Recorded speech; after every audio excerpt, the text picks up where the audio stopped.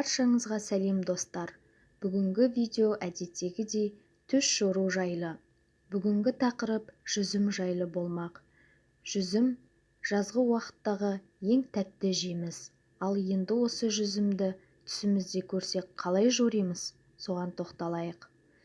Ибн Сириннің түс жоруы бойынша түсіңізде жүзім көру сіздің бұл дүниедегі атақ-абыройыңызды және беделіңізді көрсетеді деген. Сондай-ақ бойдақ адамның үйленуіне, ауырған адамның жазылуына және де кедей адамның бай болуына ишара деген.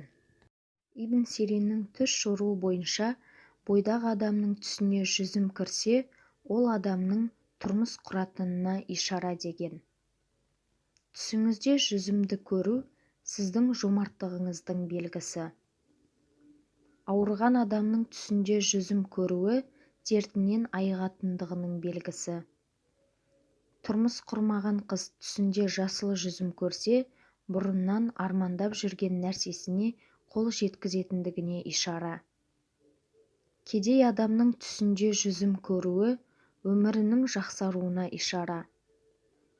Түсіңізде жүзімнің шырынын ішу балалы болуға және бастаған ісіңіздің оңалуына ишара.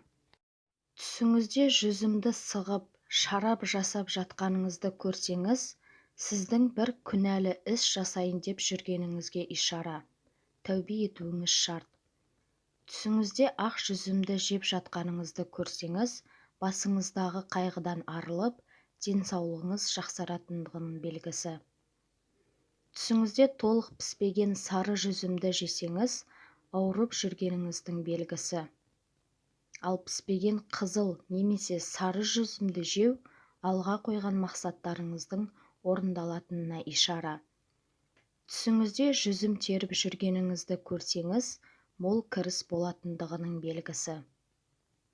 Түсіңізде жүзім ағашын көру сіздің ұлы адам екеніңізді және сізден біреудің зиян шеккендігінің белгісі. Түсіңізде қара жүзімді көрсеңіз және оны жемесеңіз, басыңызға келе жатқан бәледен құтылғандығыңыздың белгісі. Бойдақ қыз түсінде қара жүзімді көрсе, ол қыздың тұрмысқа шығып бақытты болатындығына ишара.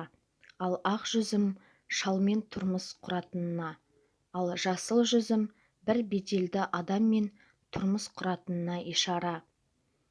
Тұрмыстағы адамның жүзім көруі ол адамның нашар тұрып жатқандығына ишара. Егер сол тұрмысына сабырлылық танытса, сол сабырлығы үшін үлкен жақсылыққа қол жеткізетініне ишара. Жүкті әйелдің түсінде жүзім көруі жүктілігінің жақсы өтіп жатқандығына ишара. Жүкті әйел түсінде қара жүзім көрсе, өмірге ұл бала әкелетініне ишара.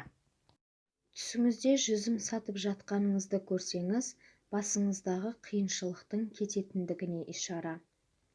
Түсіңізде бұзылып жатқан жүзімді жесеңіз, бұл сізге ескерту, күнәңізді тоқтатуыңыз қажет. Жүзім ағашын көру жаман хабар келетінін білдіруі мүмкін. Түсіңізде ақ, жасыл және де сары жүзімді көру жақсылықтың және мол ризық несібенің белгісі. Түс жорушы имам Наблуси былай деген: ақ және жасыл жүзімді түсіңізде көрсеңіз, ауруыңыздан айығасыз дегенді білдіреді. Себебі Нұх пайғамбар ауырған кезде Алла тағала оған жүзім жеуді бұйырған. Сосын ол жүзім жеп дертіне шипа тапқан екен. Имам Наблуси түсіңізде қара жүзімді көрсеңіз, ол аурудың белгісі деген. Түсіңізде ақ жүзімнің қара жүзімге айналғанын көру ата-анаңыздың разылығын тапқандығыңызды көрсетеді деген. Ал түсіңізде ақ және қара жүзімді көру басыңыздағы кейбір қиындықтарыңыздан арылатындығыңызды білдіреді. Түсіңізде жүзім ағашын көрсеңіз, ол әйелдің ақшасының белгісі. Егер сол ағашты ұстасаңыз, әйеліңізден ақша алатындығыңызға ишара.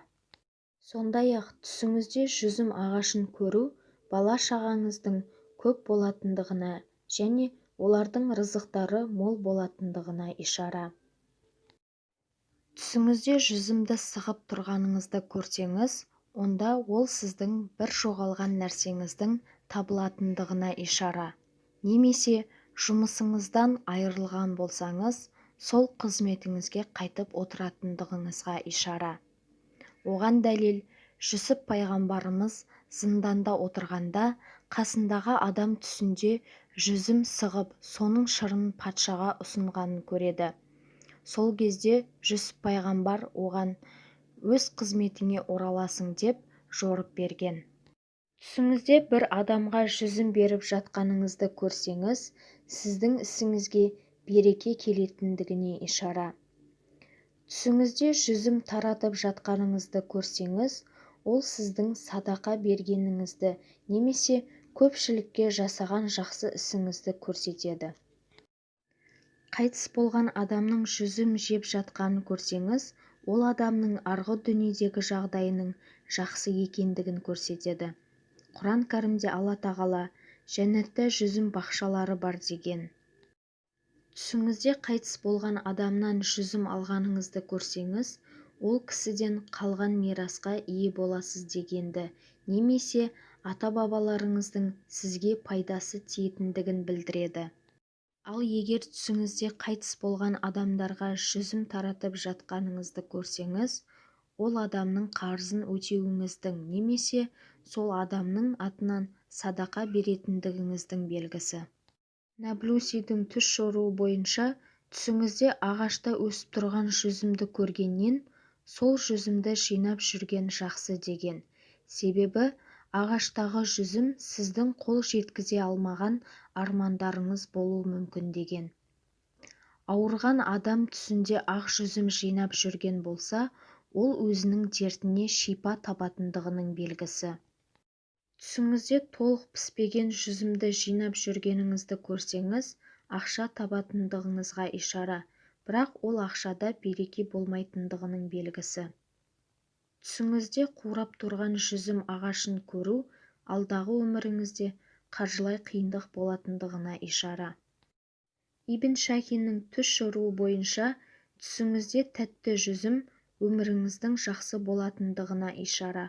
Ал егер піспеген немесе қатты жүзім алға қойған мақсатыңызға жететіндігіңізге ишара. Ибн Сириннің түс жоруы бойынша, түсіңізде мейізді көру жақсылықтың белгісі деген. Достар, осымен түс жоруға арналған шығарылымыз аяқталды. Егер де менің видеом ұнаған болса, лайк басып комментарий қалдырыңыздар. Және де подписаться бөлін басып, қоңырауды басуды ұмытпаңыздар.